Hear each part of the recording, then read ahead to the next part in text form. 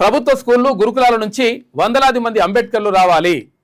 చదువుతో పాటు క్రీడల్లోనూ తెలంగాణ విద్యార్థులు ప్రపంచ స్థాయిలో రాణించాలి. విద్యా సంస్థల పరిసరాల్లో డ్రగ్స్ అమ్మితే శిక్ష తప్పదని హెచ్చరిక. ఇక ఎల్బీ స్టేడియంలో యంగ్ ఇండియా ఎడ్యుకేషన్ కిట్స్ పంపిణీ చేసిండు నిన్న ముఖ్యమంత్రి రేవంత్ రెడ్డి. ఒక రకంగా ఈ కిట్స్ పంపిణీ చేయడం మంచిదే. మనం మంచిని మంచి అంటాం, చెడుని చెడు అంటాం బరాబర్. ఎందుకంటే పేద విద్యార్థులు ఎవరైతే ఉంటారో వాళ్ళకి యూనిఫామ్ కానీ, షూస్ కానీ, తర్వాత రాసుకోవడానికి పెన్నులు, తర్వాత ఇవన్నీ కూడా కానీ, సామాగ్రి కానీ, ఇవన్నీ కూడా ఒక కిట్ రూపంలో పంపిణీ చేయడం అనేటువంటిది మంచిది.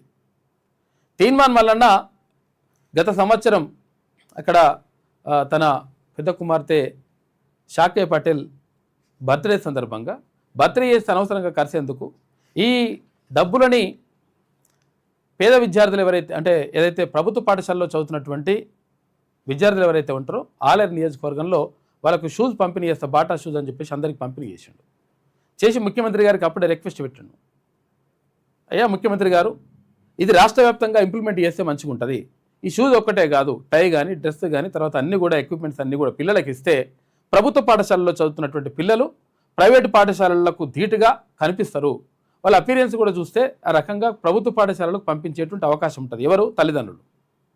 తర్వాత ఇక్కడ మంచి ఎడ్యుకేషన్ అంటే ఇస్తున్నారనేటువంటి ఒక సంకేతాన్ని కూడా ఇవ్వాల్సిన అవసరం ఉంది అని చెప్తే నిజంగా కూడా ముఖ్యమంత్రి కూడా మంచిగా సానుకూలంగా స్పందించి ఈ కిట్ అనేటువంటిది ఏర్పాటు చేసిండు.